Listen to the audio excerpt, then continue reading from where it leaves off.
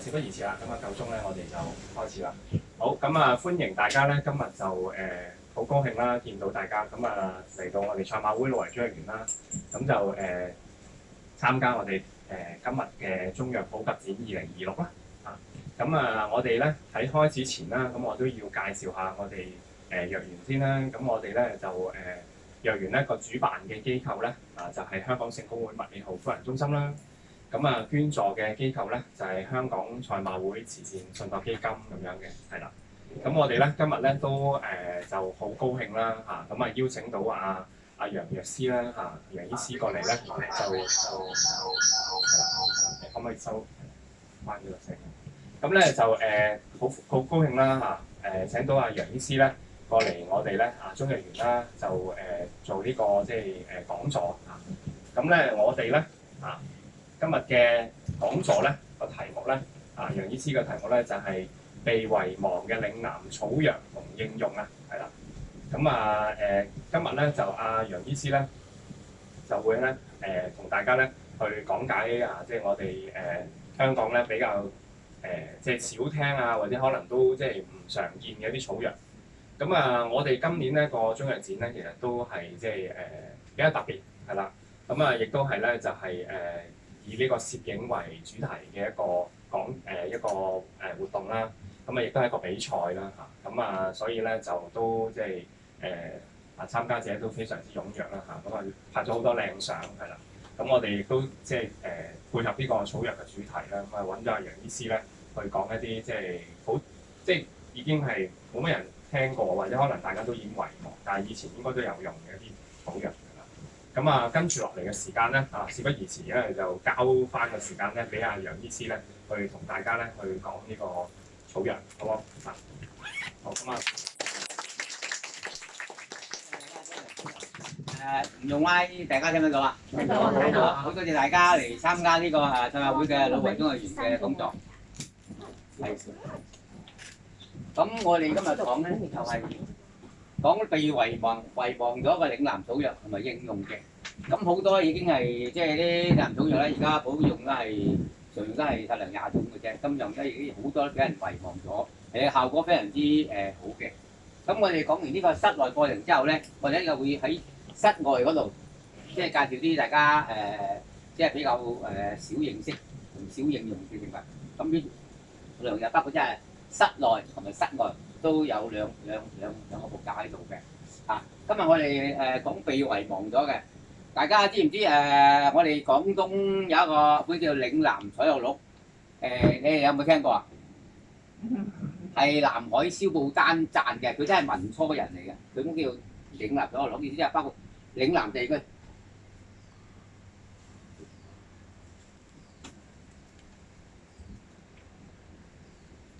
去翻個嶺南地區嗰度。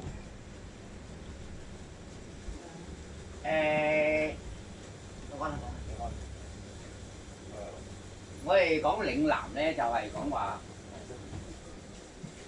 嶺南地區就好大嘅。我哋嶺南地區即係話我哋廣東啦、廣西啦，咁同埋海南島啦，包括香港、澳門啦，甚至斯里蘭卡北部都係叫嶺南地區。所以嶺南咧意思即係話五嶺嘅南邊，所以叫做嶺南。所以就講嶺南草藥。咩叫嶺南草藥？嶺南乜嘢啊？咁嶺南係一個地方名，係五嶺。五嶺即係就係一個騎田嶺啦、刀旁嶺啦、乙成嶺啦、盟珠嶺啦。呢幾就係有5個嶺個南邊所產嘅草藥，咁啊叫做嶺南草藥。理解啦，而家係好熱門話題嘅。唔知大家有冇聽過我喺萬里做顧問佢嗰個介紹嶺南草藥小百科，有冇人睇過？有冇人了解過？睇過？咁我就已經講咗係嶺南地區。嶺南地區我哋廣東係好多草藥，口好好嘅。好多我哋嶺南醫藥嘅大家，譬如我大家睇啲鄧鐵圖啦，好多嗰啲名人，包括呢個羅元海啦，嗰啲都係應用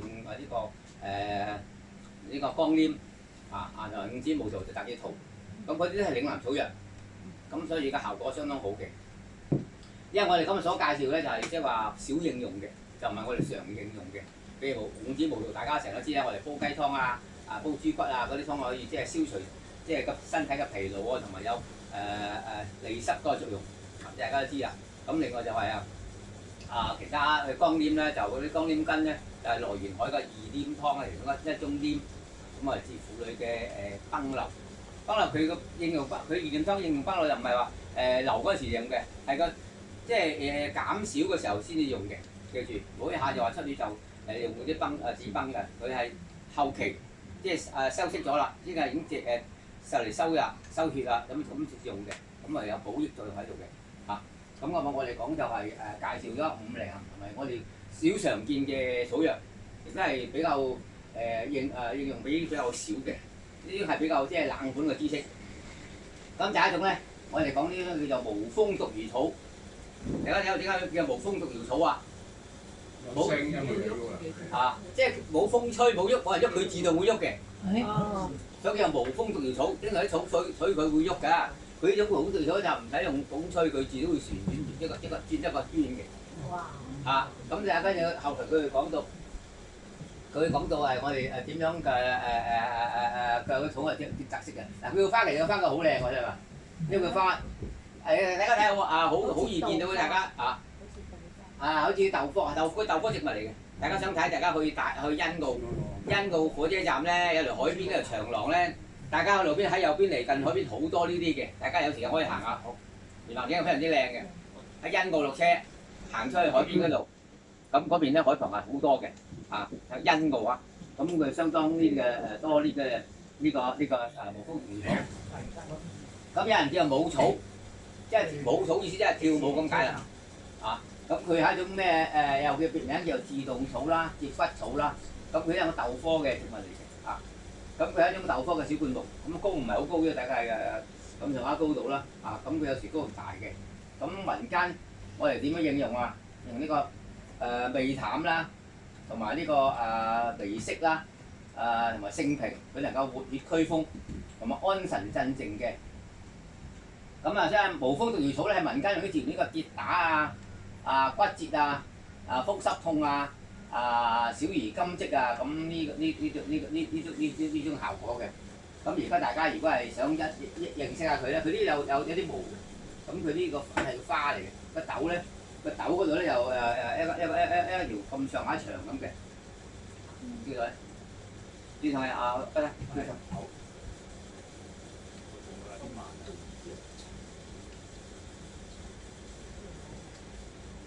對睇下呢個講下佢個點解會轉個舞草嘅原因。佢個英文名咧叫咩？我就唔識讀啦嚇，咁我就只係抄出嚟嘅嚇。咁佢嘅意思就係好似即係傳達電報咁嘅，即係又會喐嘅。咁無風毒魚草咧，佢收咗於嶺南草藥文叫做嶺南草藥錄。嗱，寫住無風毒魚草以薑活華不同，薑活就不同，性味啦。性溫，治頭骨油風，偏身痕癢，煮汁淋洗，即係話可以外洗都用嘅。咁另外咧，無風毒魚草咧就始建唐代嘅李勳所撰嘅《海藥本草》。咁又無風毒魚草咧，生大秦國及嶺南，5月5日採，諸山野亦往往有之。頭入彈子，尾若烏尾，兩片開合，見人自動。即係意思你行埋去咧，佢感應咧，佢會喐嘅，好似呢個咩含羞草咁嘅怕羞草咁嘅，嗰啲要捉攞佢先至轉嘅，佢一行去感應到你，咁佢都會轉嘅咁就話佢主治呢個頭風啦、油風，即係偏身痕煮汁淋洗。咁另外段成式佢個西洋雜居員咧話亞洲出舞草3葉如決明。呢個3葉一塊3葉，佢係3出葉嘅。咁就1葉在莖端，2葉居莖之半相對，人近之，歌舞及底掌，則葉動而舞，即係佢感應到你個人，即係感應到你，咁佢會轉嘅跟住咧就無風毒魚草產呢個東印度地區，即係唔係我哋廣東有嘅，咁喺東印度都有嘅。咁喺我國嶺南地區四川雅安亦都有嘅。雅安而家四川雅安大家知啊，雅安有一種魚咧，個骨咧，一條魚細條魚，佢條骨好似我哋食啲魚喉石咁嘅，佢握劍咁嘅咁其所見人咧就自動嘅，咁歌舞底掌，則動而舞等。大體始終係熱病傳播組織嘅細胞，即係啲以現實嚟嘅解釋佢嘅。因內容汁液膨脹、膨壓之增減關係，有起一種彎曲嘅運動，即係佢喐嘅動作咁嘅原因。咁由以兩片葉之小葉為足為顯著，咁再分至3分鐘內，又此一小片咧即能夠旋轉一圈，即係3分鐘佢會轉一個圈嘅。大家佢個道理咁就感應到嘅。佢係純粹一種自發嘅運動，並非含收組織因外來刺激嘅運動。所以佢又外來刺激，即係佢含收掂落佢收縮嘅啫。佢就唔使掂，佢感應到你有人即係接近咗佢，佢會旋轉一圈嘅。所以叫做母草，又叫做無風毒藥草。咁無風毒藥草又叫做母草啦，係豆科矮小嘅灌木嚟嘅。咁高度3、4尺，咁香港多生海岸邊陲地帶嘅。佢原產係印度。莖直立嘅，好多分支嗰啲都有分支嘅，咁又有啲毛啦，咁互生，3出葉，咁佢啲長咧兩寸到啦，咁花咧又有10人果嘅，呢啲叫花咧幾靚嘅，相當漂亮嘅，值得研究嘅植物，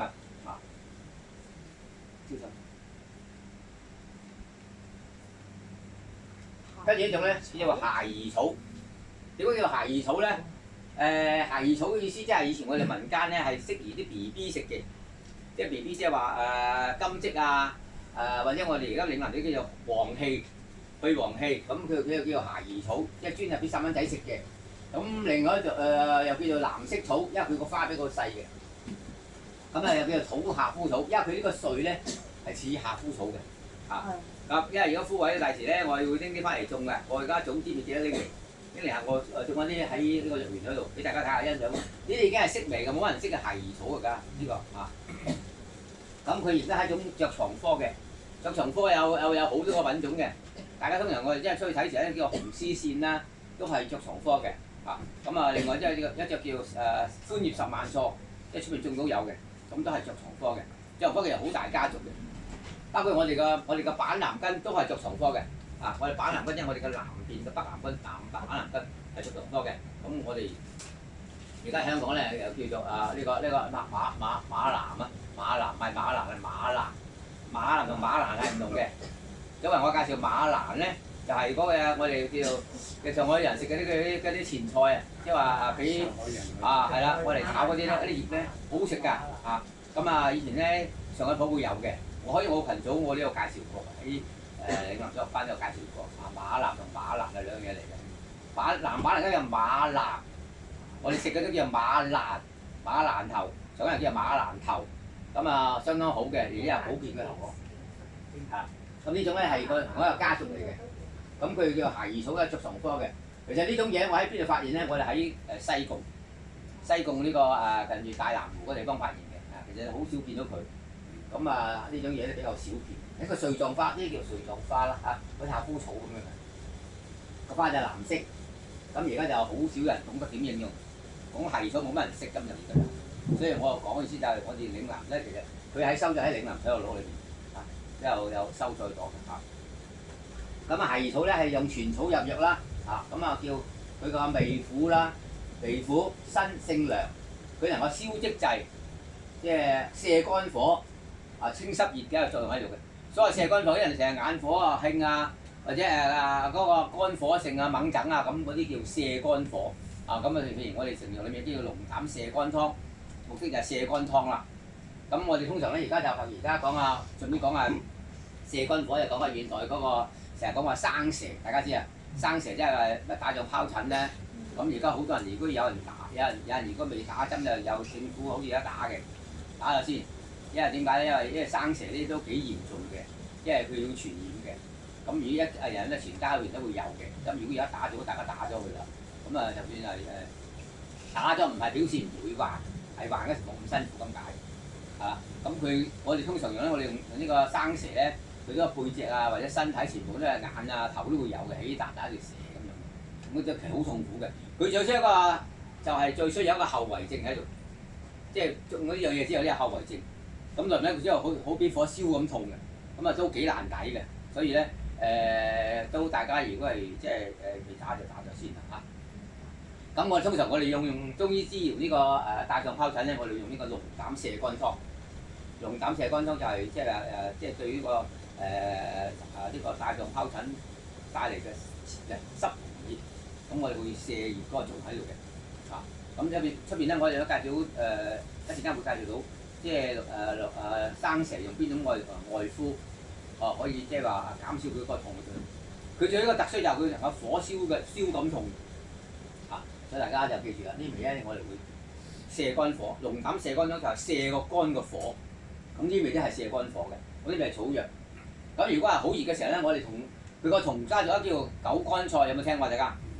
如果係好熱嘅時候，即係話生蛇咧，大家好熱嘅時候，大家試下用狗肝菜煲豆腐。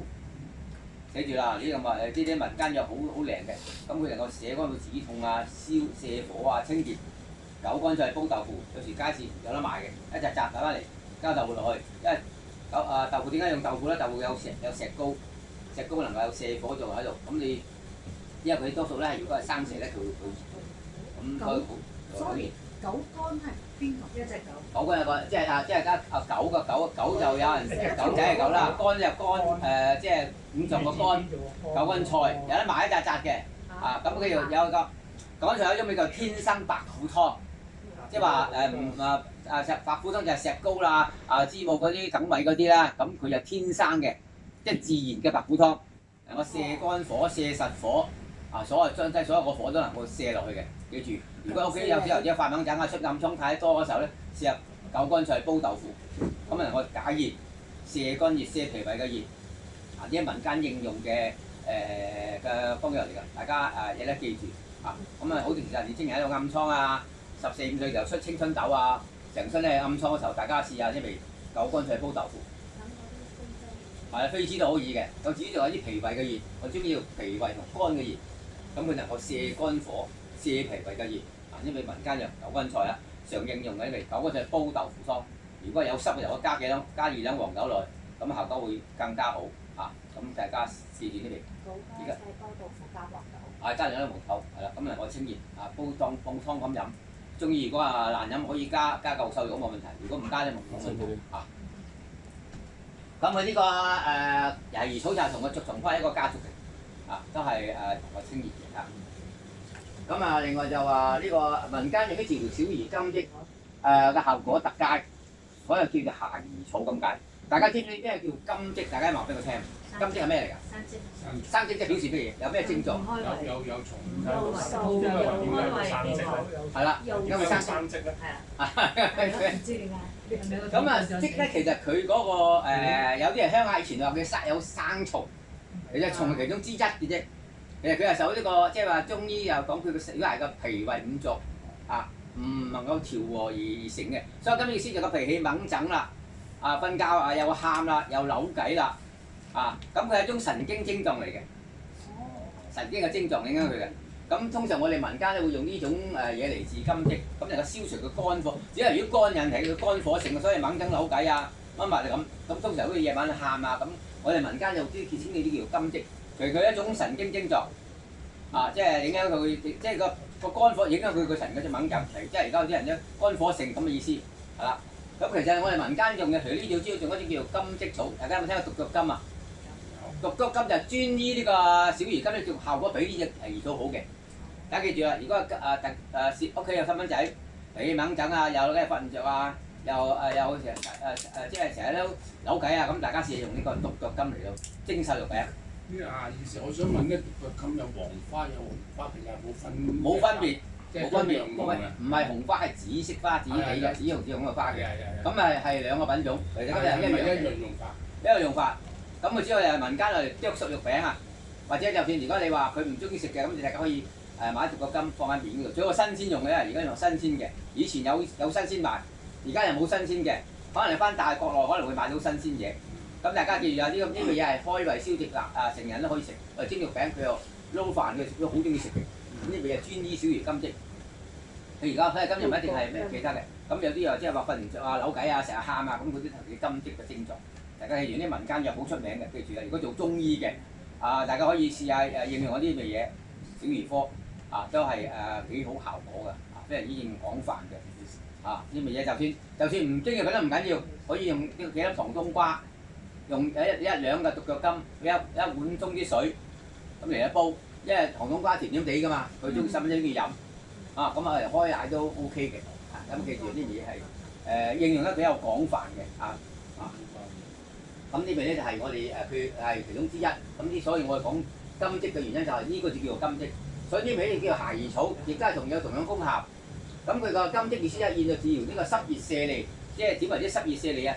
屙完又想屙，屙完又嗰個肛門仲緊嘅，就想屙，咁叫做濕熱，即係屙唔清，咁呢叫濕熱。咁你肝炎啦，肝炎因為我哋嘅眼黃啦，即係呢個膽囊啊，嗰啲黃疸啦，咁我哋叫肝炎嘅。你個瘡瘍啦，咁啊蛇咬傷，所謂瘡瘍係即係我毒瘡啊、瘡仔啊，頭先講啲熱痱啊嗰啲都叫可以叫瘡瘍嘅。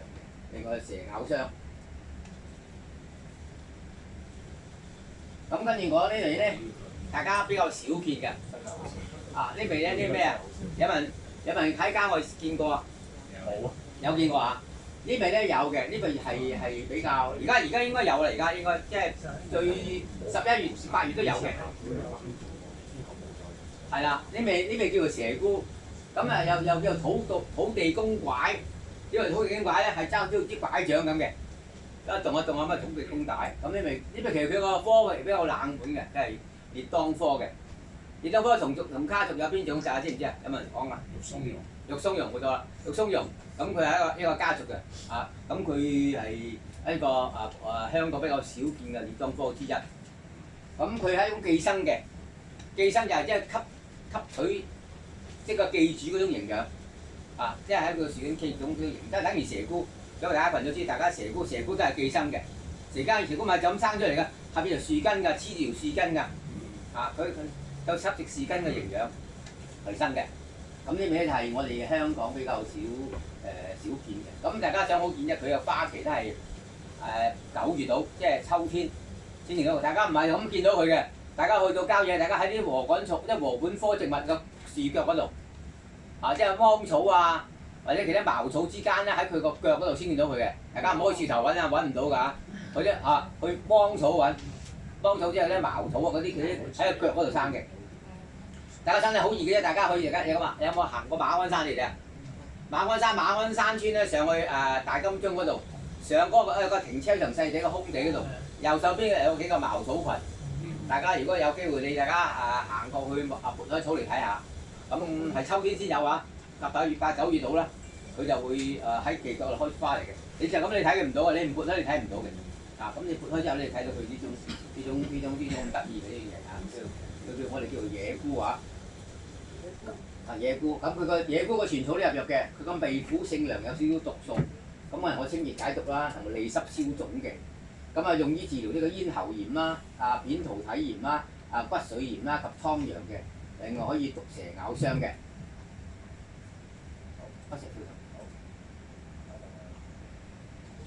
跟住講啲味嶺南草藥，咁大家都好花就好靚啊，花非常之漂亮嘅，好吸引嘅。因為喺野外嗰時特別係即係多花嘅時候咧，特別係靚嘅。大家有冇留意啊？佢嗰個花嗰個果咧有咩似咩植物啊？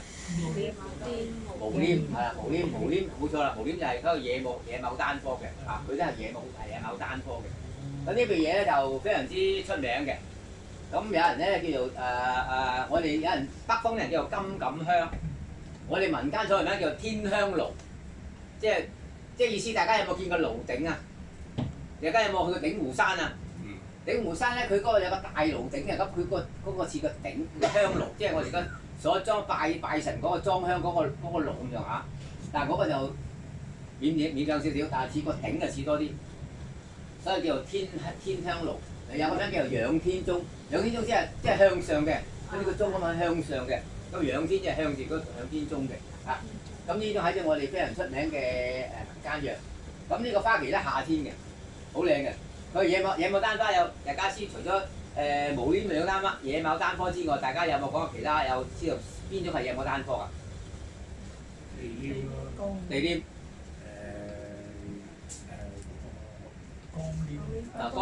光黏唔係，光黏唔啱。光黏係桃金娘科，咁啊，仲有嘅，我哋嗰人嘅叫野牡丹，即係豬乸黏，豬乸黏係野牡丹科嘅。啊，咁好多個野牡丹科香港咧幾多品種嘅。啊，咁就係呢個野牡丹科。野牡丹得意，佢四塊花花眼，佢呢個雌嘅雄蕊，佢好易分別嘅啫。咁我哋民間咧就只要我嚟呢跌打止痛。咁天香爐咧就係佢個味甘嘅，佢個性平，佢能夠清熱解毒，化痰利濕，去瘀止血。咁喺現代咧用啲治療個細菌性痢疾，即係成日屙痰咁樣嘅痢疾啊，痢疾即係腸炎瀉嗰類啦嚇。咁腸胃腸炎啦，便血啦，咁便好多個成因嘅。便除咗我哋通痔瘡便血之外咧，咁有啲人屙得多都會便血嘅添啊，即係成日屙，即係譬如濕熱，我記得上屙會屙後有血出嘅，你屙陣有血嘅，因為個腸嗰個內腸受咗傷啊，所以佢有出血嘅。啊，通常會自中出血。啊，咁啊，大家呢而家都會有屙血嘅情況。另外支氣管炎啊，同埋哮喘。咁支氣管炎同哮喘兩樣嘢嚟嘅。支氣管炎就係麻咗啲麻，我哋通常感冒都會支氣管炎嘅。支氣管炎即係咳啦。啊，咁如果咳黃痰啊，咁佢哋急性支氣管炎。啊，咁哮喘係後期發展，譬如哮喘係一種陰性病。哮喘多數係天時冷，而呢個時間發病嘅呢個時候。所以大家通常我哋中醫咧，我哋用小青龍湯，即係溫肺嘅。只要佢哮喘係即係細蚊仔患感冒，即係話醫得唔處理得唔好，咁變咗而家一到冬天咧，春季咧佢會哮喘發作嘅。所以咧哮喘都可大可小嘅，所以做如果係感冒都唔好睇小佢嘅，因為你會產生後遺症，變成哮喘嘅。哮喘會死嘅，知唔知？哮喘咳你氣管經會死嘅，都唔係話。佢就哮喘一種陰性病，咁氣管又係陽性病，咁慢性支氣管炎咧都係屬於陰性病，由急性轉慢性，慢性就變咗陰性病，陰性即係佢退行性嘅病。如果係支氣管炎咧係抗進性嘅病，知唔知咩叫抗進性啊？抗進潮熱嘅方向走叫抗進性，向熱嘅反應。咁慢性氣管炎咧係退行性嘅，退行性嘅，即係退下，即係佢有陰性嘅病。所以中醫講陰陽，就咁叫陰陽。即係急性支氣管炎就係陽，慢性支氣管炎就係陰。咁兩種治法係唔同嘅。所以中醫講陰陽嗰個原因啦。乜嘢都講陰陽，除咗醫病講陰陽，藥物都要講陰陽。梗係補陽嘅，好似肉鬆陽病啦。咁如果補陰嘅咧，熟地嗰啲何首烏嗰啲係補陰嘅。所以大家要識得中醫嘅陰陽係點樣能夠你嘅治病效果，算你係中醫。你識得治病嘅陰陽，你嘅處理手法更加好，醫病嘅人更加要即係手到擒來嘅。但係如果你唔識陰陽，不過脈得陰陽，藥啱陰陽，身體都講陰陽。所以大家要讀中醫都要識中醫嘅陰陽係好大嘅，個學精深嘅。所以大家認識陰陽，對你當嚟個用藥方面或者認識都比較深層次啲嘅。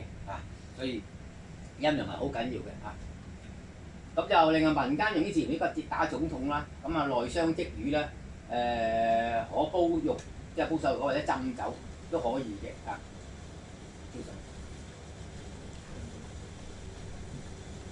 跟住講呢味咧，就我哋大家你就比較少見㗎啦。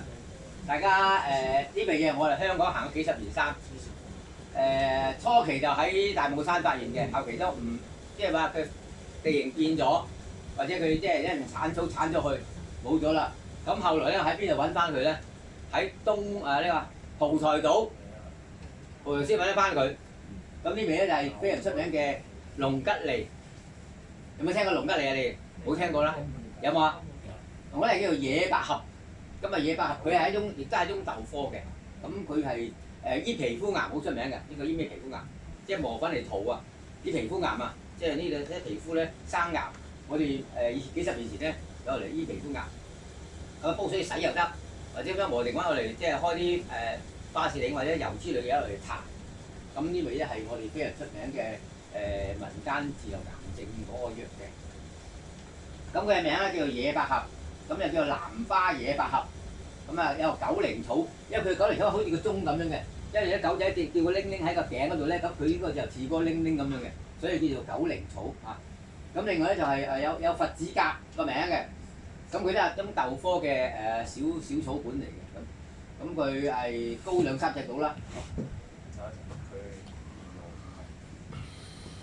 咁佢大家如果係話喺想見，大家可以有機會係6月嘅時候，大家去蒲台島，咁大家可以見到佢嘅。蒲台島有一條碼頭就唔好左走，直去直上，向右邊上去嗰個燈塔嗰邊，咁你就會見到佢好多嘅植物。大家而家香港係嗰度有㗎啦，其他地方我真係見唔到。我行山行咗40-50年山，我係得以前大帽山嗰個下蓮花山有，而家冇咗，而家係得呢個蒲台島有，大家可以睇下。蒲台島風景好靚啊，大家有機會行啊，浪靚，空氣又幾好啊，嗰度唔錯，嗰度相當好嘅，嗰度好多馬錢子嘅，大家有機會上碼頭，好多馬錢子嘅。獨腳金啊，嗰度都有嘅，而家香港獨金冇係嗰度有，我見到好高嗰上有成2-3尺咁高個聲，即係我哋喺蒲台島見到咁高，差唔多有成2尺幾咁高。咁啊，去莊園嘅時候啱先得。咁龍吉梨咧係藥用全草嘅，咁又味甘啦、淡性平，有毒啦，咁能夠清熱解毒、抗癌啊，同埋利濕。咁現代用於治療皮膚癌、食道癌同埋宮頸癌。咁啊，治療皮膚癌咧，鮮龍吉梨草咧搗爛佢，即係中爛，或者乾粉、鹽粉，頭先講咗啦，水調敷或者俾我哋出現俾啲花士鈴啊，或者麻油都 OK 嘅，咁嚟到你調噏住佢，咁能夠稍微綁住佢，咁啊嚟醫皮膚癌。咁啊或者電離子透入法，即係等於我哋而家現在做針灸啊嘛，種叫嗰啲叫一兩粒紅棒嗰啲咧，佢都可以電嘅。你而家嗰啲叫阿陳生嗰啲咩？陳生兩塊電子板夾埋中頻嗰啲中頻嗰啲，大家可以試下呢個效果都唔錯㗎，呢個咁佢就電子透入法，咁就龍吉梨搗成個糊咁就塗喺紗布嗰度，我放喺窗面嗰度，或者喺個癌症嘅皮膚癌個面嗰度，咁即係等熱力，即係將啲入，即係將入更加效果滲入個皮面嗰度，咁然後就放上呢個陽極，咁啊即係有輕甲利感為，即係感覺震動嘅。而家好多頻都較高較低，中頻啊，有低頻嘅震啊，卜取啊，或者作又有幾種嘅效果嘅，大家可以調校嚇。多數都係用於針灸嘅，或者用電擊嘅，我哋係咁樣嘅嚇。咁每日一次啦，每次30分鐘，做22次為一個療程啊。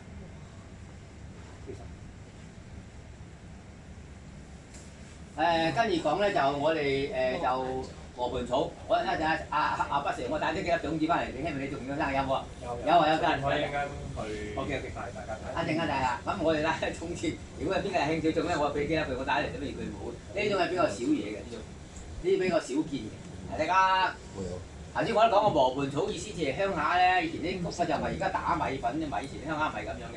香港啲米就即係有個磨咧，磨咧就咁樣推嚟轉個圈嘅。大家有冇見過呢啲啊？咁講磨，佢啲谷係咪得出嚟啦？係啊，佢下邊有一個瓦嘅磨咧啲谷殼，所以叫做禾盤草轉圈嘅。而家唔係好似整豬腸粉嗰啲，我話係咁嘅原理，但係佢啲豬腸粉而家電嘅咧，以前有條柄嘅，嗰個柄咁啊彎勾咁啊，咁啊好似個鳥字咁啊，咁啊推住佢轉咁磨咗啲谷出嚟。係咪刀渣？咁以前係咁樣嘅，而家用機器啦，以前用磨咁樣叫磨盤草，佢原因就係好似個磨盤。講磨盤就上下磨盤，呢個上呢個下，咁大家有齒輪嘅，咁咪磨甩嗰啲殼咯。所以呢個名係非常出名嘅磨盤草。咁我哋民間大家知啊，如果係耳鳴咧，即係而家好多人耳鳴，我知道我喺臨床上我醫過好多耳鳴人咧。通常我哋食呢個左慈丸之後，左慈丸就加呢個磨盤草煲瘦肉，咁就個效果非常之好嘅。咁而佢呢種唔係話醫乜嘢，佢只能夠即係利竅，即係話中醫叫七竅不清啦，即係你嘅竅唔通啦，佢幫你通咗啲竅，即係通咗淤塞，阻咗清咗垃圾，咁令到你聽得明。大家可以試下，如果係耳鳴嘅，好多人胡骨好辛苦嘅，咁我最近有呢個病人，佢喺梅窩住嚟揾我睇，咁睇咗我應該2個月到，而家非常改善得好好，咁而家有左慈丸。左慈丸就用每日用5克，咁另外咧就俾3克呢個濟生腎氣丸佢。左慈慈悲嘅慈，左慈丸左係左右嘅左，左右嘅左，係啦，慈悲嘅慈，係啦，左慈丸。咁啊，而家有啲粉劑嘅，即係我哋中醫另外一種粉劑就係海天嘅，其他都有嘅。大家試下，如果係耳鳴咧，大家用左慈丸加呢個磨盤草煲瘦肉，磨盤草煲瘦肉，磨盤草係個2兩到，瘦肉俾4兩，俾3個紅棗，咁啊清水大概係4至5碗到啦，煲埋1碗飲。咁就相當有效果對於耳鳴。咁而家市區咧，因為點解會好多人會耳鳴、耳聾咧？即係個市區壓力大，同埋呢個有啲即係好多困擾啊咧，令到個竅唔通，即係耳竅不通叫做。咁而家又可以利尿啦，好多種功效嚟到清嘅，只要係利竅都用啊。咁大家睇下呢個藥都寫住呢度點樣應用嘅，大家可以寫住。咁呢啲係一非常出名嘅民間藥，因為西醫冇嘢㗎，西醫就佢西醫唔掂㗎，俾副機你帶住個機嘅啫，對得乜嘅啫。我哋冇呢啲醫嘅，西醫唔知道我哋中醫嘅陰陽會令到你個竅唔通嘅，即係七竅不通。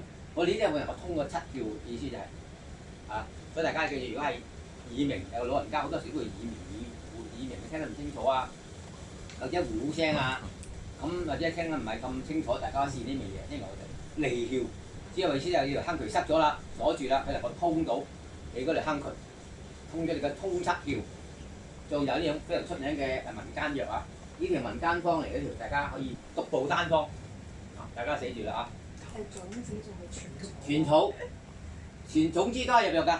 總之係用呢個利尿嘅，總之係個利尿嘅，總之黑色嘅，好似芝麻咁大嘅。咁我哋通常用全草啦、葉啦、枝幹一齊用嘅。咁而家非常之少嘅，而家以前鄉下都有人種嘅。大家如果去烏蛟騰咧，烏蛟騰嗰李屋村左邊嗰條坑渠都有人種嗰啲磨盤草喺度。大家喺呢度呢條村都有。呢條村有啊！磨盤草係非常出名嘅民間藥，好多新界人都知道嘅。好似我哋新界人點都知道啦。譬如呢個番鬼檸檬啦，有冇知唔知番鬼檸檬咩啊？稻秀香。稻秀香啦，依家其實咧種啲人嘅，咁啊就小駁骨啦。嗰村度多數你會見呢幾種藥嘅，因為佢常應用嘅咁而且係紅絲線有時都種，而家都少種啦。咁大家去到啲村，我多數見到稻秀香喺度，因為佢啲醫咳有感冒咳，佢冇藥，攞嚟高瘦肉加陳皮落，佢又止得下咳，咁啊相當應用嗰個普及。所以而家我行山多時見，佢村度梗係小駁骨啦、磨盤草啦、稻秀香啦，嗰啲幾味藥梗喺度㗎。因為佢而家啲人搬走咗，有啲人剩喺度，有啲爺爺就算有喺度，佢都會種一盆栽嗰度咁佢呢味係一種非常出名嘅民間藥啊！咁佢有醫耳聾啦、耳鳴啦、耳痛、耳仔痛、中耳炎，即係中耳點解啊？流膿流水，咁不停咁流嘅，咁好耐都唔好，因為中耳炎令到你失聰嘅，聽唔到嘅。咁大家如果除咗呢味內服之外咧，大家可以試用嗰個金線吊附肉，有冇聽過啊？金線吊附肉即係個虎耳草，虎耳草咧就中爛佢，洗乾淨。咁擎乾水就用個乾淨嘅中爛佢，加少少冰片滴耳，咁佢能夠消炎解毒。佢啲係外滴嘅，叫醫中耳炎嘅，醫流膿流水，記住啦。有啲好流耳仔，成日都流會臭㗎，會發炎㗎嘛，會臭㗎。咁以前鄉間就咁而家現在梗係有抗生素啦、西醫啦，但係有啲人咧真係醫得唔係咁透徹，可以試用呢個方法。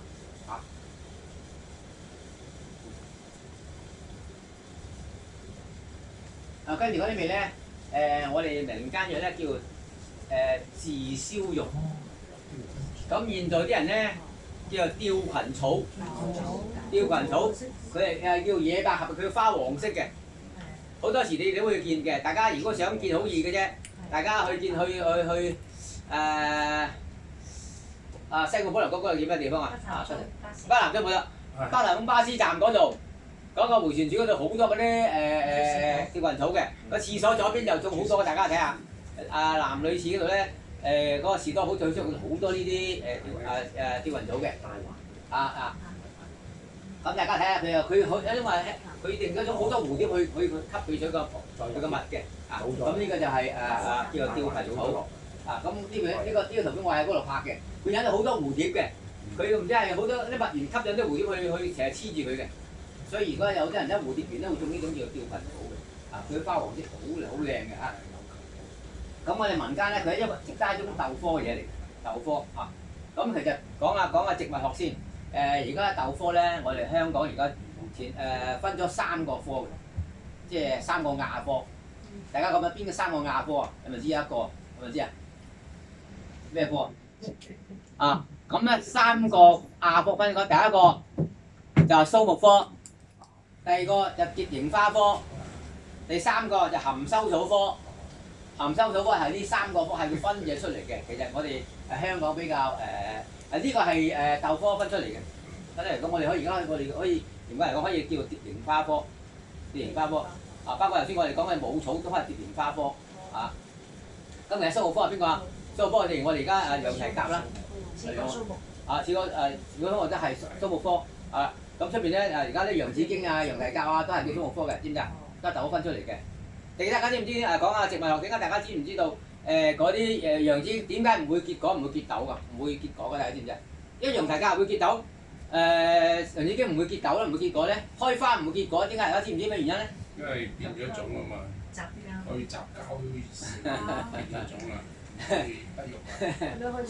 少咗刺睇啦，大家嚟經常我哋見羊蹄甲嗰啲咧，白花羊蹄甲啦，公滾羊蹄甲啦，嗰啲有豆嘅。大家有冇見過洋紫荊有冇豆㗎？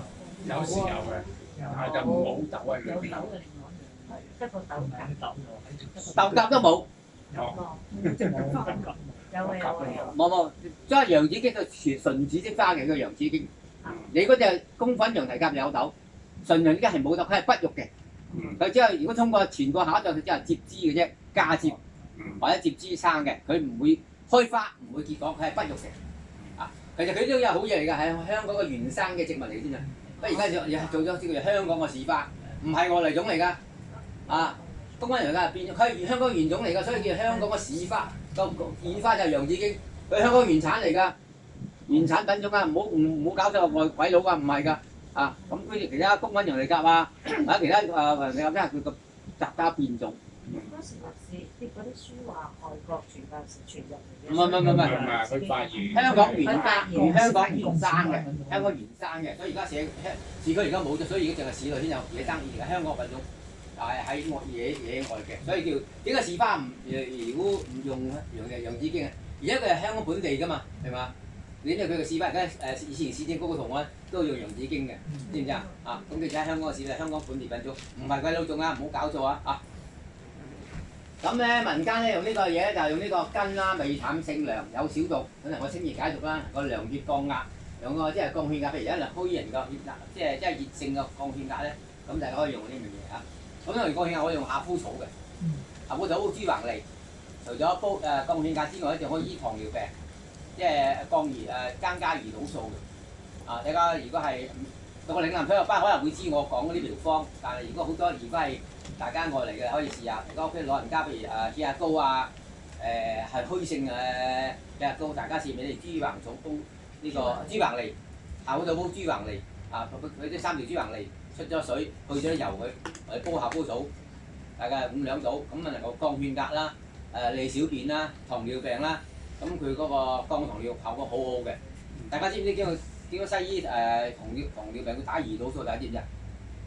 原因佢就缺少胰島素，所以佢個豬個脾臟等於西醫嘅胰臟，中醫個脾啊，中醫個脾即係我哋而家呢條條嘅脂肪，你等於中西醫個脾。咁脾裏面有胰島噶嘛，胰島素啊嘛，咁目的就係增加佢胰島素嚟到補充佢呢個身體人嘅胰島素。所以夏枯草煲就因為糖尿病咧會有火性啦，成日去廁所啊，3多糖尿病真係成日去廁所嘅，有3多，食多屙多，啊，咁就係呢個都係口渴口苦解唔到渴，咁夏枯草能夠解渴嘅，啊，記住讀到聽到我書，大家會有益處嘅，除咗食療之外，大家對大家有幫助，特別老人家啊可以自己醫自己。如果西醫會打胰島素，咁我哋中意試下。除咗打胰島素之外，就可以試呢個方法，食療法呢個食療法，當茶咁飲，個解渴，降糖尿，補充胰島素，啊，記住啦。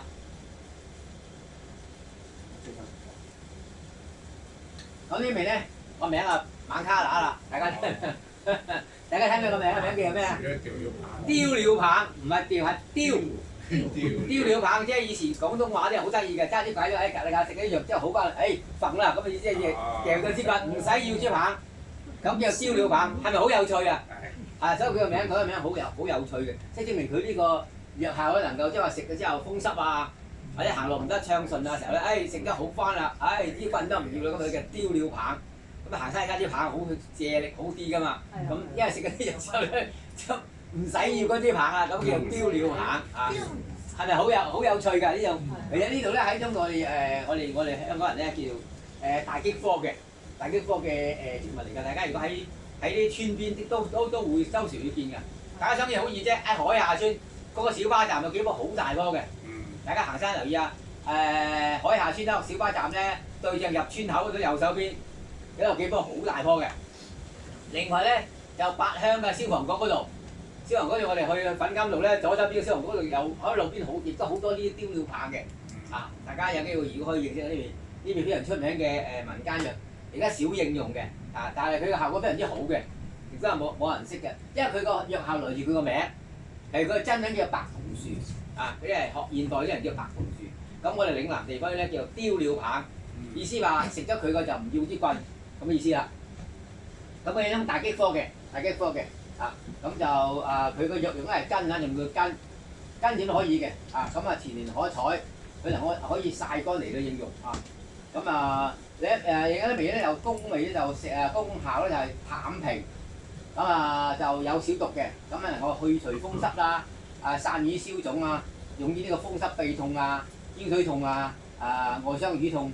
都可以用嘅，咁如果民間如果你係風濕病咧，大家先用佢根咧，咁嚟煲瘦肉，煲瘦肉係呢個新鮮嘅，我哋用2至3兩用個根，咁就瘦肉4兩到，咁加埋幾個紅棗，咁俾4至5水，煲嚟飲咗佢，咁對於老人家風濕病或者嗰啲關節炎大家可以試用呢味嘢，效果唔錯嘅，所以就佢個藥源就係來自呢個名。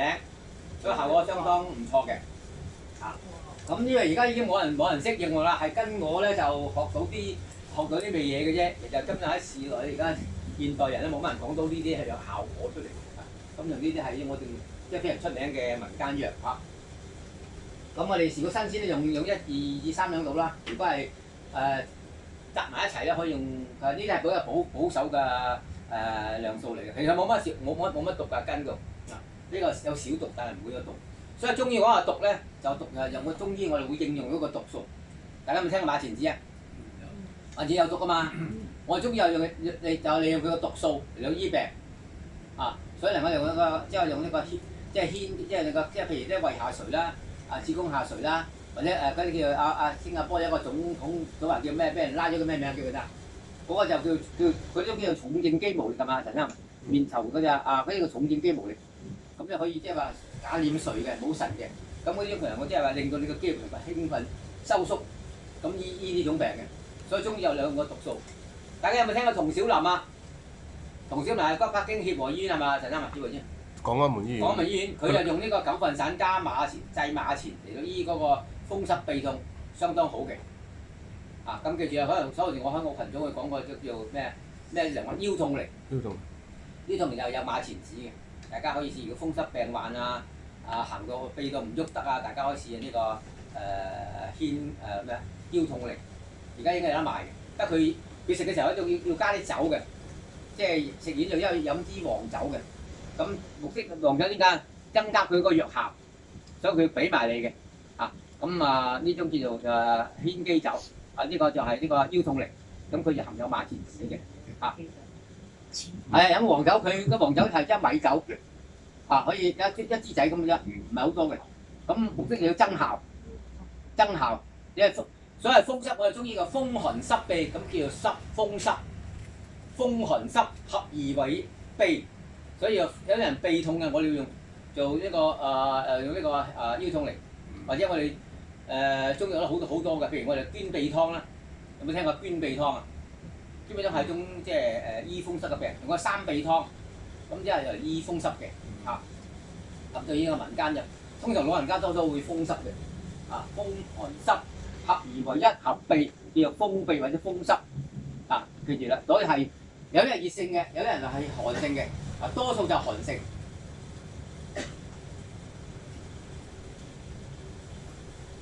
嗱，跟住咁呢味咧，呢味啊犀利啦，叫做嶺南山竹子，又可以做藥，又可以食。山竹就係知道馬來西亞嗰啲山竹啦。咁我哋本地山竹，大家如果係話喺行山咧，有時見到呢啲嘅，好似咁嘅，好大棵樹嘅，有香港兩個品種。第一隻嶺南山竹子咧，叫做多花山竹子，咁幾好食嘅，佢個味道就雖然佢肉細啲，但係咧佢係似山竹嗰個味道，啊酸酸地咁都幾好食嘅，我食過都唔錯嘅。大家有咩行山可以認識下呢味叫嶺南山竹子嚇，佢係一種叫山竹子科嘅，咁啊以前係藤黃科㗎，而家又改咗山竹子科。啊藤黃分同邊個家族啊？黃牛茶啊，其他好多啲藤黃，大家有冇聽過中藥藤黃？有冇聽過大家？有冇聽過藤黃啊？你哋畫畫嘅。藤黃係畫畫，我藤黃係藥嚟㗎，因為有毒素嘅，藤黃嚟畫畫嘅。藤黃出邊最出名啊？越南出邊最出名越南。大家聽我又講下，又講就係講呢個阿王傑，大家知唔知？前中醫組主席，佢老豆咧就叫做咩科我唔記得，咁佢其中一味咧就係黑鬼血藤黃，佢俾我睇過嘅。咁啊藤黃係一種通麥丹啊，通麥丹咩啊？天機天光天麥丹冇錯，天光通麥丹。咁佢老豆，咁佢咧就用黑鬼血、藤黃、馬錢子嘅呢幾味藥攞嚟醫病嘅。係啊，全部勁嘢嘅，佢老而家可能唔準用都唔定啊！佢老豆有呢條方，阿王傑大家知啦嚇。咁啊，以前我好佢都幾掰我嘅。咁係啊，佢都幾掰我嘅。係咪肥肥嗰個咩本草藥會嗰個？應該係嗰個啦。咁佢老豆咧就叫做天光通麥丹，咁裏面就馬錢子同埋嗰個藤黃。咁藤黃咧係用酒嚟開嘅，用酒先開先用嘅。你咁水開佢唔用，用酒先燉用佢嘅，開就係咁佢係主產越南嘅。咁講個藤黃方，我講藤黃你聽，藤黃一種藥嚟嘅，不過有毒素嘅嚇，記住。就認識下好啦，大家你應用唔到嘅，你係佢啲老師傅先可以應用到嘅嚇。咁呢啲咧就呢個果可以叫黃牙果啊，應該係黃牙果咧，因為食咗啲牙會黃嘅，變黃嘅。咁你刷牙冇事啦，不過食嗰時會令你牙黃，所以叫黃牙果。我哋民間。咁另外咧佢就有樹皮啦、果實啦。咁啊果秋季食咗啊，而家應該過冬季應該咩啦？咁啊成熟都可以食嘅果就，咁個性味用樹皮啦，味色微苦性涼，有小毒，能夠消炎止痛，收斂生機嘅。咁藤黃都係收斂生機嘅，藤黃因為瘡口啊、埋唔肚口都用藤黃嘅，不過而家應用好少啦，咁大家就用精知識應用嘅啫嚇。咁啊果實咧佢味甘酸啦、性涼啦、清熱啦，能夠生津嘅，適用於腸胃炎啦、消化不良啦、口腔炎啦、牙周炎啦。樹皮咧就用呢個治療嗰個燒燙傷啦。通常啲樹皮咧燒燙呢之後，我嚟乾之後磨粉，磨粉嚟到敷落去嗰度埋口嘅，埋口生機嘅。咁通常我哋如果即係好同啲皮膚埋唔到口生機咧，我會用白及粉，即係話好耐都唔埋，成日流水嘅，嗰個瘡啊或者受傷之後成日都埋唔到口嘅，我會用白及粉。白及你知唔知白及咩嚟㗎？白及係一種中藥蘭科嘅嘢嚟嘅，白及。及就草花頭，連級就唔係翹絲邊，白及咁有啲人話肺啊、肺咳血啊，聽講話呢個白及咧就話醫肺癌嘅，就肺穿窿可以補翻個肺嘅。咁以前咧就講係咁誇張，但係呢條方咧係頭先係喺個監獄流出嚟嘅。嗰個監以前講高咁講啦，話嗰個呢個囚犯咧就識嗰條方，咁補肺嘅，佢咧就話判死刑啦。意思就話俾條方你哋咁能夠補肺乜咁嘅，咁流出嚟，咁就話差唔多即係秘方嚟嘅，咁效果就會能夠補肺。佢係補血嘅，係止血嘅。譬如內出血胃出血肺出血咳血咁佢真係能夠止血嘅，非常之好嘅。包括跌打內傷，白鴿粉係好嘅。既然而家你知買白鴿粉有得賣嘅好，佢磨粉有白鴿粉佢會俾你白鴿粉加黃連土，咁就消炎。黃連粉、白鴿粉兩味溝埋，咁能夠消炎止血，相當好有效果嘅，咁記住啦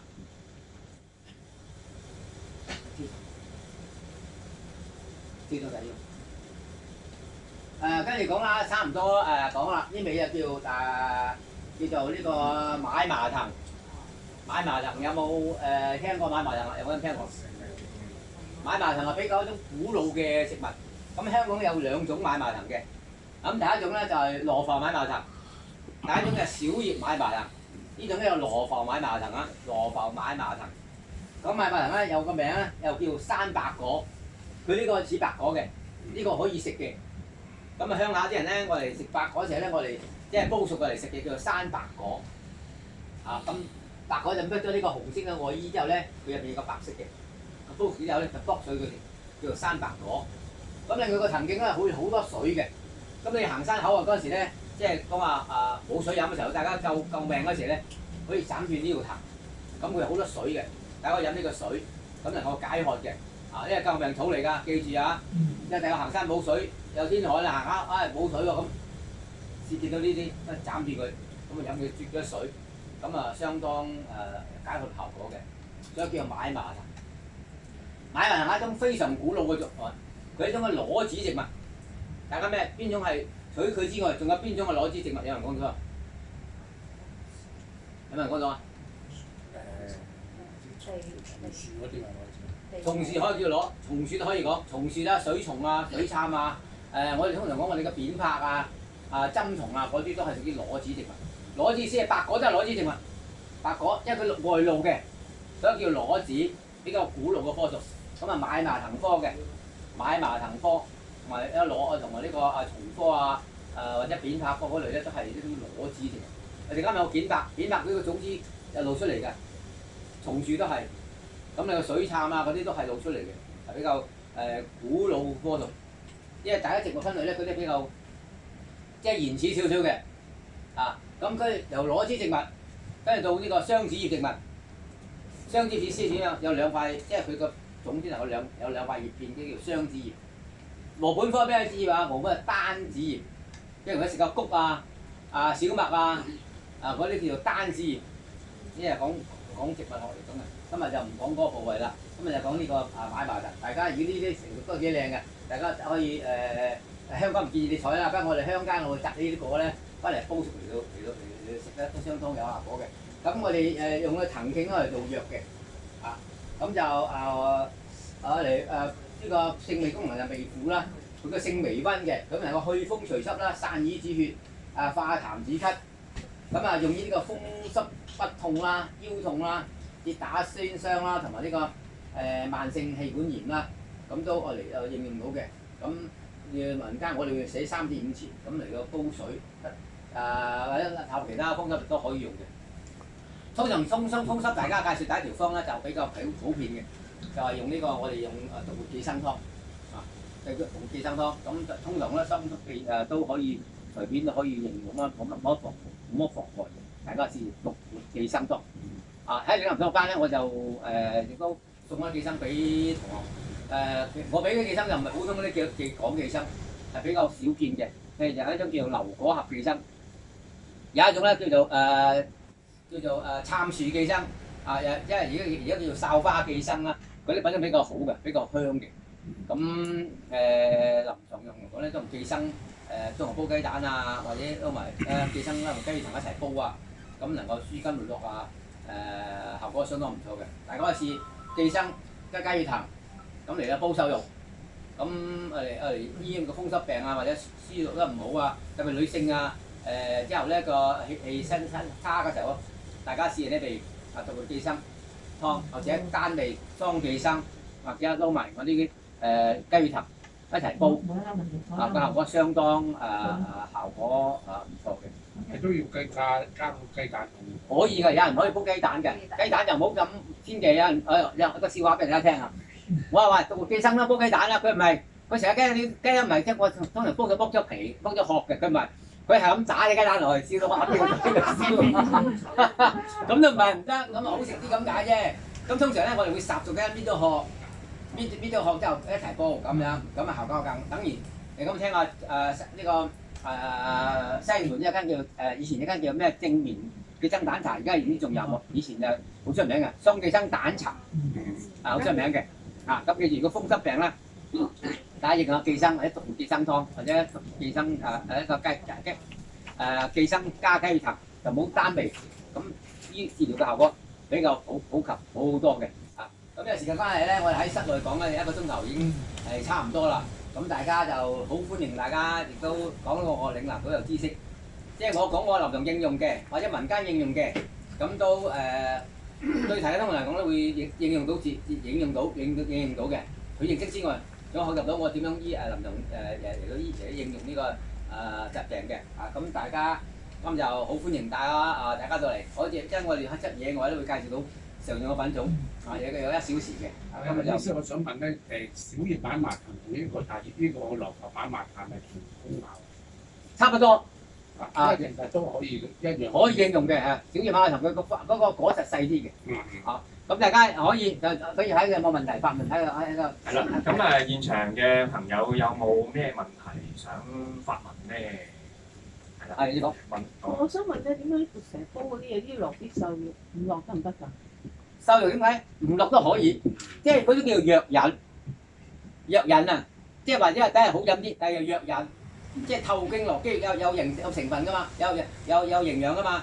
咁佢就係即係將嗰啲藥帶落嗰個經絡嗰度，即係藥引。你有冇聽過點解以前有冇聽過卧冰求鯉啊？卧冰求鯉嘅意思即係話佢阿媽嗰種病咧係要鯉魚做藥引先帶咗種病去嗰個經絡嗰度，帶咗去嗰病所以叫藥引。嗰條鯉魚加埋嗰一齊煲，咁啊叫藥引，明唔明啊？即係帶動佢，所以點啊？即係呢個血肉有情之品，知唔知啊？即係嗰啲肉類係有情嘅，即係有營養嘅，帶去嗰度跟住血，好似大家有冇聽過鹿尾巴或者嗰啲肉啊，嗰啲係補羊肉嗰啲係，即係血肉有情之品，帶嗰入去嗰個病灶嗰度，咁效果就更加好，而且味道好飲啲。OK。如果食素咧，就揾啲咩代替咧？食素咧就可以，俾啲好似紅棗啊，或者其他嗰啲果皮啊，或者嗰啲紅棗咧就最正氣啦。紅棗大棗啊，或者係藍棗啊，都可以嘅。咁你食素嘅人可以用呢味嘢，因為紅棗補血嘅，佢有維他命 A、B、C 嗰啲比較齊全，咁亦都係可以帶入個經絡嗰度。所以大家就話，我哋以前咧，通常啲藥方咧。即係話執劑茶之後咧，佢會加紅棗3粒，一大棗嘅。而家有冇聽下金貴嗰個醫療裏面有大棗嘅，幾多門嘅？咁目的大棗係藥引，帶動佢去嗰個病源嗰度，明唔明？因為我想問咧，如果譬如煲咗個豬環嚟煲夏枯草咁啊，嗰個豬環嚟成係唔係要食咗佢，定係煲完就唔要啊？你喜歡可以點時候食得，你唔點就咁食都得。因為豬環嚟好似啲，大家有冇食過？牛蒡嗰隻，牛蒡等於個脾臟穩穩地嘅，都唔係，我認為唔係咁好食㗎。你食可以食，嗰個牛蒡就等於脂肪嚟叫住，即係真係牛個脾臟同豬個脾臟，咁佢入邊含有好豐富嘅胰島素，佢能夠即係分泌啲胰島素出嚟啊，所以佢個脂肪嚟係有胰島素，所以增加糖尿病嗰個治效。就算唔治理唔好，可以減少減輕，幫助到你個人生活舒服啲。因為同你覺得好辛苦㗎，成日去廁所食多屙多便多，有時係口乾口苦嘅，不停咁好辛苦嘅。咁佢個夏枯草煲豬橫嚟個解渴解熱，中醫講係三消啊，三消就係上消、下消、中消咁嚟醫病嘅。最早就係上消，即係最輕微嘅上消，跟住中消，跟住下消，最嚴重係下消。下消小便會蛋白尿啊、小便黃啊，咁嗰條比較難搞啲嘅。咁最好就係上消病，中消比較易搞嘅。咁呢啲就係一種。我哋做醫生臨床嘅經驗方，已經係食療法又平，又大家家庭上湯水都可以當嚟飲都得嘅，最好就唔好放鹽。咁似你嗰幅圖嗰度咧，你頭先話前段有水飲咧，係咪綠色一節節嗰度？呢度呢件痰，呢度痰斬開佢之後流水出嚟啦，啜嚟飲啊，一滴兩都 OK 嘅，呢個救命草啊！好粗㗎喎！好粗㗎，有粗有幼，有粗有幼，咁啊揀啲粗嘅先多水啦，係咪？咁你好似人都有用㗎，譬如我哋行八仙嶺啊，周圍都冇水㗎，八仙嶺啊、南洋仙本都冇水㗎，去到樹林冇水飲，救命咪靠呢啲咯。以前我真係咁樣㗎，我哋行大東山冇晒水飲咯，連你山冷水都乾晒啦，唯有啲係救命水。咁試下啦，係嘛？破壞食我都做一次啊嘛，你救命啊！你今日瓜啦。味道咧？有冇味道嗰啲水？冇味道，淡啊，冇乜味道。冇味道，好淡嘅，冇味道啊。咁呢啲係叫做買麻藤啦啊。咁仲有咩問題？嗰個豬橫脷夏枯草嘅療程係點樣啊？食幾多次啊？幾多次？就一個禮星期可以食2次。你煲切唔係一次飲晒㗎嘛？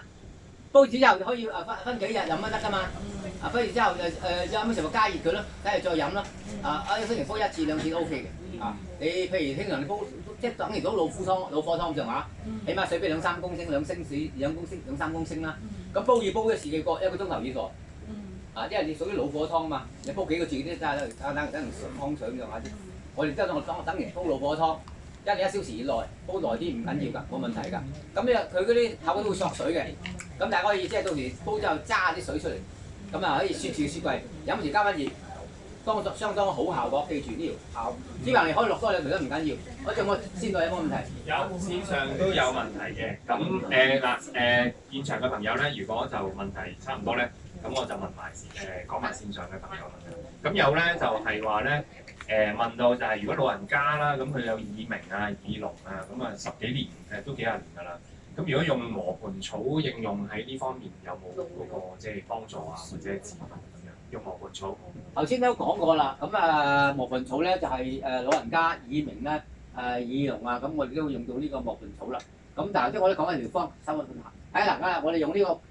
比較保守啲嘅，我哋可以用我都可以用個2至4兩我都係嘅，2兩至4兩，比較多量少少。因為老人家即係佢10幾年咧，佢都係耳鳴耳聾嘅。咁我試下用呢個磨盤草4兩度啦，啊，咁啊手6 4兩啦，咁啊紅棗5枚啦，咁啊加埋如果係可以加埋陳皮都得嘅。咁你而家水要加到5碗，煲埋1碗飲，咁啊試下呢個效果。另外咧佢要可以內服左慈丸，咁你2溝，咁就。服左慈丸嘅同時，我而家用呢條方，呢條係即係話我哋食療法嚟嘅呢個，呢一磨盤草，咁大家可以應用下呢條方老人家，咁佢都唔係不寒嘅，咁我到時可以如果老人家係寒嘅，可以加幾片薑，加片生薑啦，3片生薑，咁即係減低佢嗰個寒性，咁效果會更加好，可以試下呢條方，呢條方好平淡、好平和嘅，大家可以試一試。係成棵都可以用。成棵可以用嘅，全株呢個草係啦。曬乾啊定係？鮮品定係乾品？曬乾好啲，曬乾冇咁多寒氣啊，因為佢先都係有少少寒性，咁我曬乾會去將草青味啊，佢冇草青味，所以曬乾大家會香啲。大家而家寄生咧㗎，先寄生咪叫你有味道冇味㗎。如果曬乾之後佢會香好多嘅，大家俾寄生，大家同我試下呢個情況啊。好，咁另外仲有個問題咧，就係話。楊醫師咧好多時都叫大家即係可能用瘦肉啊，或者係豬橫脷啊嗰啲煲。咁佢有人問咧就話，如果雞啊、白鴿啊、鵪鶉啊嗰啲咁樣，可唔可以即係都喺嗰啲即係煲呢啲湯啊、湯水啊，或者嗰方面咧用得到咁樣？通常咧而家嚟講話白鴿啊嗰啲都可以嘅，白鴿都可以。雞咧就由於比較荷爾蒙比較高嘅時候咧，我就唔係好贊成啦，因為而家多數咧嗰啲雞咧飼料嘅，所以而家雞啦脂肪好厚，咁啊即係對於呢個牙治病咧唔係咁好啦。因為大家知道佢食啲荷爾蒙嗰啲激素咧會影響到人吸收，因為而家大家咁多癌症，而家就食太多嗰啲激素，知唔知？所以就係我大盡量雞我就唔建議大家用啦。咁白鴿唔一定唔用㗎，白鴿都會有用應用㗎。咁大家試下，如果要就剝咗皮，去咗脂肪佢。雞都係扁嘅可以用，但係要剝皮啊。咁其他你話先講叫咩話？鵪鶉都係養嘅，鵪鶉都可以嘅，鵪鶉只比較少嘅，大家試鵪鶉都可以嘅。頭先都講咗啦，目的係藥引，帶動佢嗰個好飲啲，第二藥引，目的係咁樣啊，等大家冇咁苦，有啲人會難飲噶嘛。咁有啲肉類佢甜啲，佢好飲啲，而家帶佢嗰個藥帶嗰個病到病源嗰度，個藥源就係嚟自呢度。個意思就咁樣，所以以前咧古人話呢個臥冰求鯉啊，黃腸，咁而家佢阿媽要種鯉魚做藥引，咁就引經據典，呢種係藥引可以試下嘅 ，OK 嘅。好，咁線上嘅朋友應該都聽得好清楚啦，咪？咁另外咧，仲有就係話咧佢有個問題就話思勞過度，咁城市病啦、高壓啦、高血壓啦，咁又有啲咩煲效？嗰樣都係大家可以試下呢個喺個年紀方面先，係咪老人家後生仔？應該睇下先啦，佢冇寫佢係咩年紀，但可能都係中層年齡。中層年紀都可以試頭先我哋講嗰個夏枯草煲豬橫煲豬橫脷係佢有降血壓啦、降糖尿啦。一年紀到中年嘅時候咧，多數佢會轉歸佢嗰度會有啲火嘅，虛火同埋有熱性嘅。咁我哋夏枯草咧通常咧我哋會降呢個心火啦、降血壓啦，咁好平淡嘅藥，而且係有益於身體嘅。咁啊夏枯草煲豬橫脷或者頭先加啲卷豆落去，咁能夠有清熱啊、有利濕啊、有降火嘅作用，所以相當好飲嘅。咁就呢件事啊，夏枯草煲豬橫脷。煲豬橫脷一定要去咗油啊，淥熟咗之後片咗嗰啲脂肪佢，咁嚟3條至4條一齊煲，多啲冇乜問題，係3、4條咁都 OK 嘅。咁係我個經驗方嚟嘅。咁啊頭先又有人問咧，就話如果嗰啲磨盤草有冇得買？磨盤草都有嘅，大家要去南北行啊，或者對面海啊，或者都有嘅。咁對面海即係上南北行啦，上環嗰啲就好啦。咁如果想買新鮮得可以元朗啊、合益路啊，我地方可以會有時有，睇你好唔好彩，因為已經係式微，即係失傳真係被咗，遺忘。式微咗啊已經。而家去到可能阿陳生嘅元朗有冇見過？元朗我見過一次有。間中有嘅啫。間中有摘出一紮喺度賣嘅。睇過阿婆街市，元朗合益路街市同埋嗰個咩？教育路嗰度，教育路後邊咧陳家嘅菜館後邊，合益即係教育路。千色店斜對面。係啦，跟住斜對面嗰條冷巷嗰度，嗰度睇下有冇。如果冇個合益路門口嗰度，咁大家睇下有冇機會買到啦。其他都少，因為依家所以我哋講嘅題目叫被遺忘嘅。其實呢種都係被遺忘，但係效果非常相當好嘅。但係現代都市病由於壓力方面影響到耳鳴造成嘅，佢能夠只能夠沖七竅，所以大家呢味領人都係非常之效果好嘅。大家可以試試應用下。咁啊，仲可以問多幾條問題。佢線上都突然之間啲問題係咁不斷出，咁咧就嗱，咁啊有個問題咧，就話流行性腮腺炎咧，咁就到底即係用邊個方，即係用啲乜嘢好可以幫下咧？流行性腮腺炎咧，以前叫做咩？炸腮。炸腮㗎，即係有時咧，我哋會用啲馬藍即係我哋嘅馬藍根咧。有一條方幾出名嘅，咁大家通常都係睇西醫打醫生會比較好啲嘅。如果係煲嚟飲咧，可以買啲板藍根煲嚟飲，因為消炎嘅板藍根啊，板藍根係煲出嚟嘅飲。我頭先介紹大家嗰味下火嘢咧，嗰味叫咩豆乾脆煲豆腐啦，嗰味都 OK 嘅。瀉火啊嘛。咁成家試下買一紮豆乾脆買買一紮豆乾脆大概半斤到啦。咁買塊豆腐落一齊煲。咁我瀉火燒炎嘅，我試下。乾菜係啦，乾菜。好有啲咧又問啦，佢話咧我見有啲草藥咧就比較涼啦，咁樣加嚿肉啊，加啲紅棗啊、陳皮啊、薑啊，係咪都足夠可以中和咗佢嗰個寒性咁樣？中和咗少少，可以減低。即係有時中醫咧點解會加3片生嘅目的就會第一佢解毒，第二所以嗰個寒性佢減低咗，我有幫助啲。你百分百你佢轉咗性全部變寒轉都係咁就唔得，佢減輕個寒涼度係有效嘅 ，OK 嘅，冇問題嘅。跟住咧，佢就又有個即係佢話問老師啊，咁小朋友如果有啲濕疹咧，就即係會煲啲咩草藥啊，可以幫下手咧？呢個陣之後你講呢份就好難嘅，我哋中意講。望聞問切辨證論治嘅，你咁講呢，我好難俾到條方你，我要睇佢個樣點樣啊，睇個寒熱虛實，我哋因為病情都有寒熱。係啦，我哋咁啊對唔住啦，就未能即係好確實答到啦。咁另外咧就即係又可否再講一講咧無風動搖草同埋鞋兒草，即係一啲可能再講一講佢喎，可能有啲人聽得唔係好清楚咁樣佢話。係啦，再望一望下，應該啲人無風動。呢個無風動搖草咧，佢係3出葉嘅，咁佢嘅效果其實就2樣嘢嚟嘅。呢味只係啲跌打骨、跌風濕啦，咁而家係消炎甘益，但係咧就呢味比較少嘅。我哋覺得佢個樣子係唔同嘅，呢個紫色花嘅呢個大好多嘅呢個花。如果佢喺群組，我可以 send 啲原圖俾大家睇下，會清楚好多嘅。咁呢個就係佢3出葉。限於個拋開。係啦，拋開係啦。呢度咧就係3出葉嘅，3出葉係土嗰度，嗰個係土。再上係土。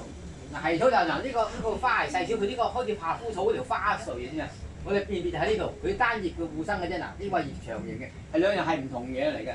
呢個係著蟲科嘅，咁係豆科嘅，係兩樣唔同嘅。呢個係一個花穗嚟嘅，呢個睇下由呢度至呢度嘅花穗嚟嘅。咁嗰個單味一生嘅，單味一個地花嘅啫。所以兩個品種係唔同，效果自然差不多。但係呢味應用比較廣泛啲，呢個佢係兩樣唔同嘅地方。首先，呢個蒼芫豆嘅頭髮嗰度係偏前。呢個咪醫金精，頭先都講咗啦，講金積水，醫金精可以用醫呢個毒金啊，啲小兒金積啊，所謂猛疹啊、夜啼啊，都係小兒藥，所以叫做孩兒草。頭先我都講咗好多次嘅嚇。係你講嗰個蒼芫嗰個解釋，我唔知我聽明白。其實蒼陽就蒼還蒼陽還陽係兩樣嘢嚟嘅。咁啊蒼陽，當然古人蒼芫現就即係分翁猐，即係呢味蒼等於翁咁解。翁即係萬種有頭嘅，即係種出嚟有龍頭嘅，咁叫做翁，我哋叫做翁蒼就係呢種啦。咁猐咧就係硬嘅，即係猐意思即係生唔起嘅，發唔出，所以硬嘅咁樣堅硬嘅叫猐。我哋而家嚟講翁猐，翁就陽，猐就陰，係啦。翁就宜燒，陽就宜托，咁啊兩樣嘢，猐就宜托，即係有個托翻佢，即係補翻佢成日先去解毒。咁啊兩個字法唔同㗎，因為講中醫嘅理論係好深奧嘅，今日咁淺個解釋唔多，咁俾大家聽下，知唔知啊？好，咁啊仲有就係點解成日都話要加黃酒嘅咧？好多嘢都。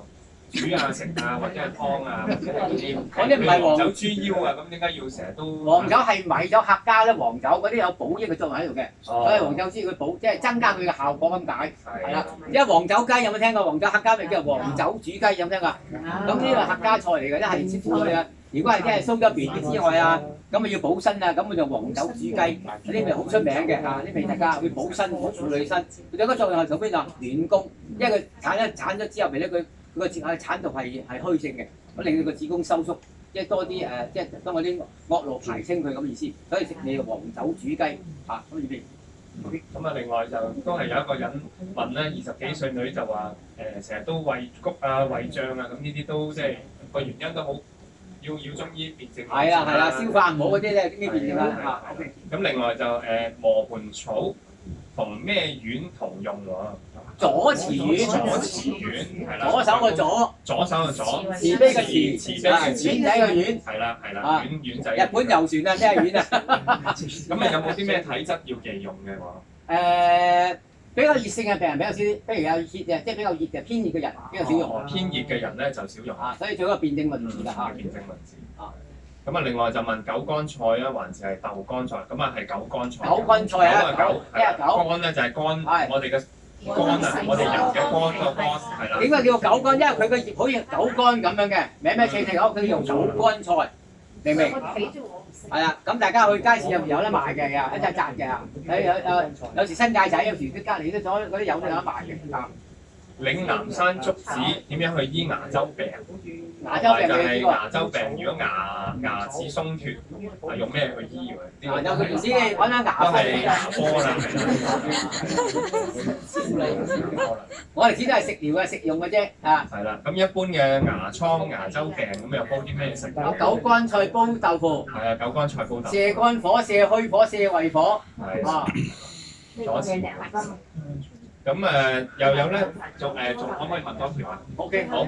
生蛇過後，咁啊有啲痕，咁啊食啲咩湯啊，或者食咩草藥可以改善？嗰啲就比較難搞啦。嗰啲我哋中醫用火針療法。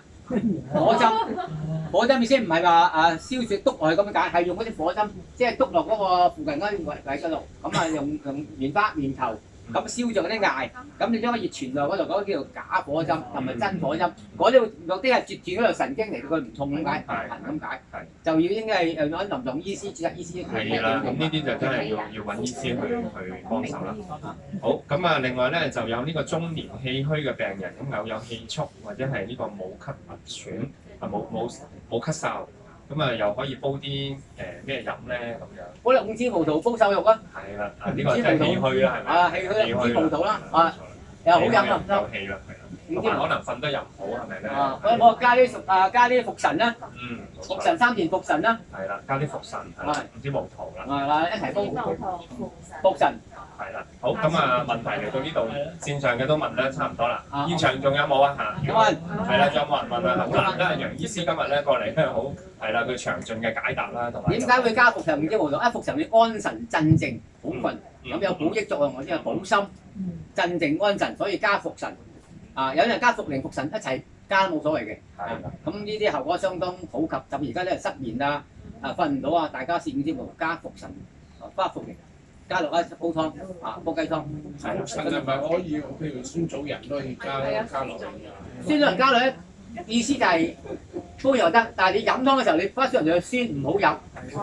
所以要加復靈、加復靈，明啊？所以有時唔係一齊嘅，即係做中醫唔可以一碗湯先睇到佢嘅。我哋要靈活變通，加條方俾你，你要識變識化財先有用嘅，唔係死得真係就係咁樣。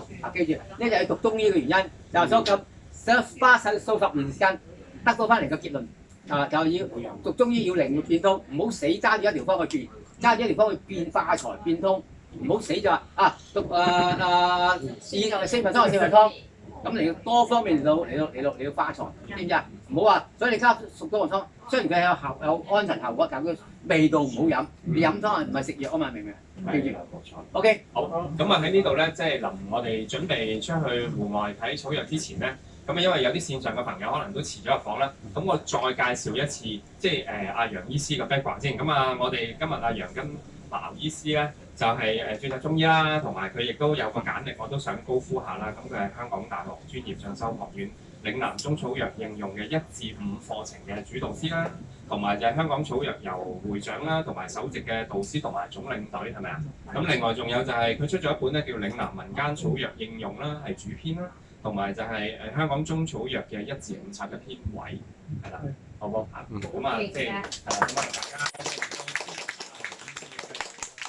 即係啲線上嘅朋友係遲咗入嘅，咁我都即係趁呢個機會介紹下楊醫師，係啦，好，咁啊，好，咁我哋就2、6號去戶外睇草藥啦。好。